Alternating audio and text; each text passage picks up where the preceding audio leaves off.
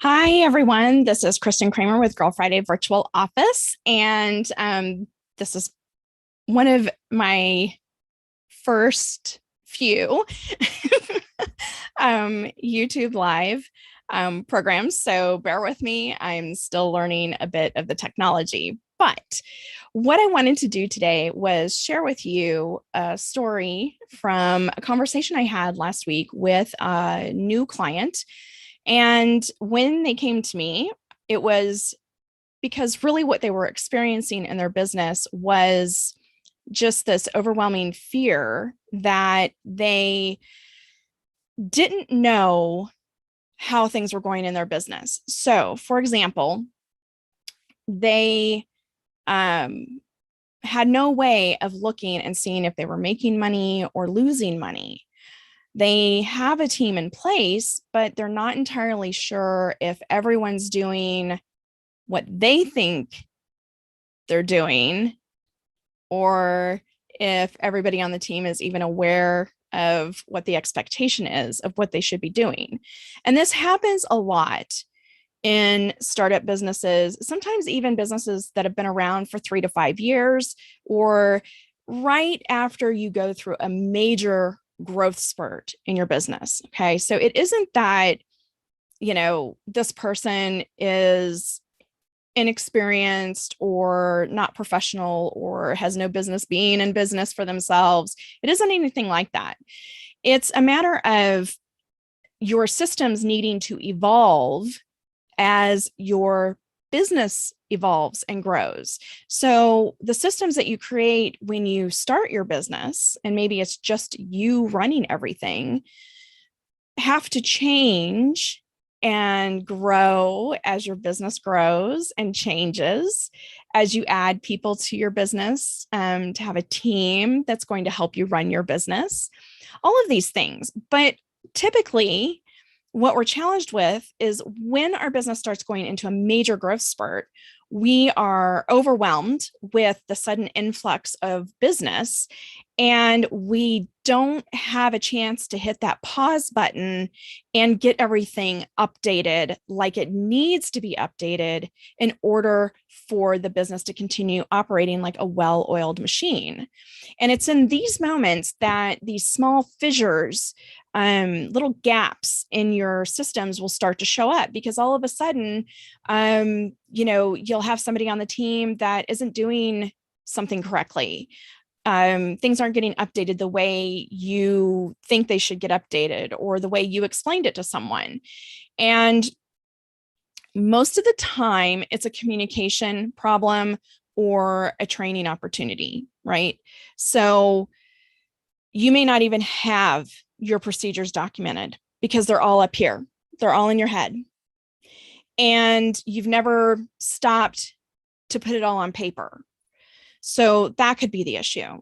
The other issue that you could be facing is that you have some things on paper, but it's not very detailed. And maybe you verbally went over it with this team member, but you don't have any documentation that they can refer back to. And maybe they're a really shitty note taker, or they take tons of notes.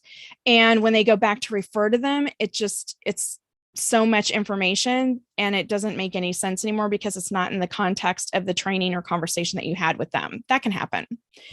So, what I always recommend to businesses, whether you are just starting out or you're going through a growth spurt, or maybe you're in this period in your business where you're rebuilding your business. Okay. You were really, really successful, and then the world went to hell in a handbasket over the last year and a half. And now you're repositioning, reinventing yourself, and, rebuilding your business, because you have to go in a different direction than where you were when you were celebrating your success prior to 2020.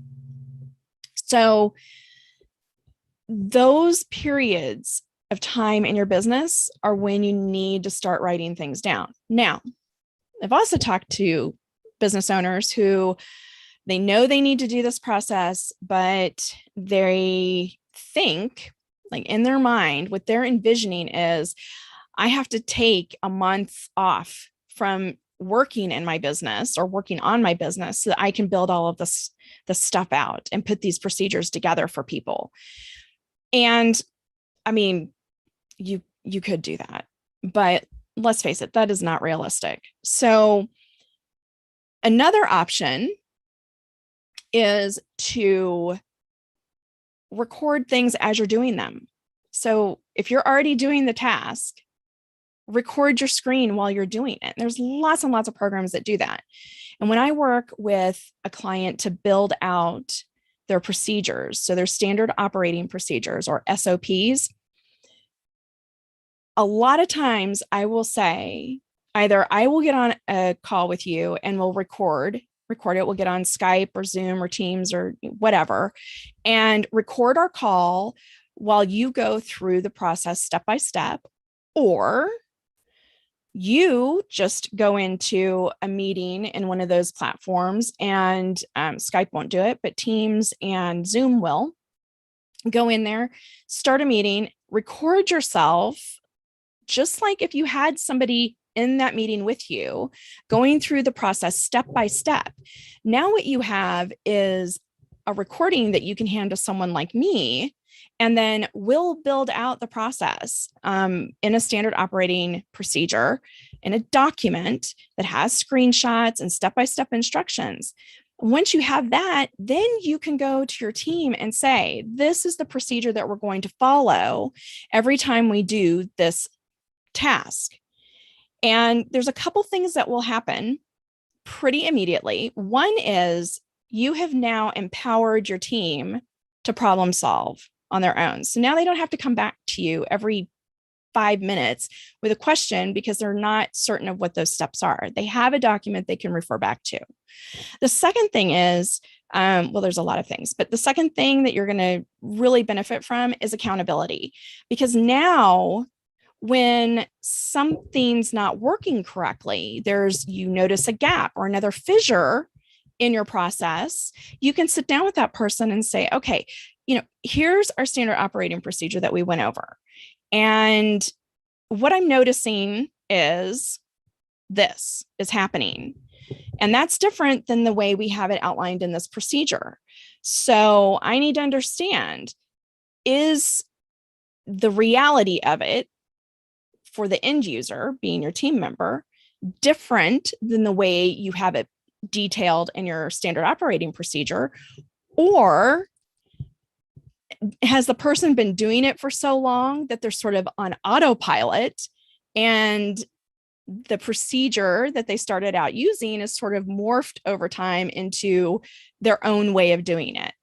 And that does happen. It does happen, especially if the task is repetitive and people are doing the same thing over and over and over again. So that'll help you identify, do we need to make a change here on the procedure, update it so that it reflects maybe a change in the software we're using. Maybe they moved the button on how to update or add a subtask. All of these platforms do that over time, which is why we do a written standard operating procedure versus a video, because it's much easier to update a written document than it is to update a video. So that's what I work with business owners on. Let's get the procedures documented, put together, and then let's also figure out a system and a procedure, right? A process that we can put into place so that you do understand if you're making money or you're losing money.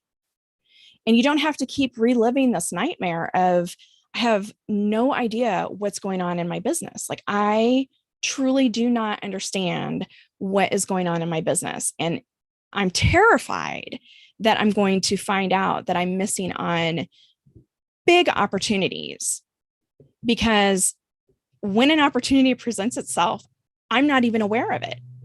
So that's my scary story. Scary conversation. And the person that I talked to, this new client, even admitted that that's like one of their worst fears, is that they don't know what they're missing out on. They can't tell if they're making money or losing money. So because of that, they can't make adjustments as needed, to maximize opportunities and let go of ones that are losing money. And the other piece is that they don't have that consistency and continuity across their organization because everybody's just doing everything however they've decided they can do it versus having a standardized process in place. This is not a sexy topic. In fact, it's a pretty boring topic, and I could probably talk about it endlessly. Between that and CRMs, I could lull you into a meditative state, I'm sure. But if this sounds like you, then you should schedule a call with me and we should talk. Maybe I'm a good fit for you. Maybe I'm not. But I do a free consultation anyway, so you may as well take advantage of it and book the call. And, let's see, what is a recurring nightmare that you're experiencing in your business? Is there something that we can do to alleviate that so that you're not struggling with it all the time and sort of have this deep-seated fear scratching at the back of your brain 24/7 because you're not really sure what's going on in your business, what you're missing out on, what somebody might be doing that you're completely unaware of, and the impact it's having on your brand, all of those things. So you can, on my website, schedule a free consultation. And I'll put the link in comments here so that you have it at your fingertips and you can pick the one that's the best fit for you. There's 3 options sitting out there. So I hope that you'll take advantage of this offer and schedule a call with me so that we can figure out how do we help you overcome some of these fears in your business so that you can capitalize on the opportunities as they present themselves and continue to grow your business. So give me a call, schedule a call is really the best thing. I live and die by my calendar, and I hope to talk to you soon. And I will see you on Wednesday for WTF Wednesday's post. Have a fantastic day. Pick something to focus on for this week. One action that you can take that's going to advance your cause and go create something amazing. Have a great day.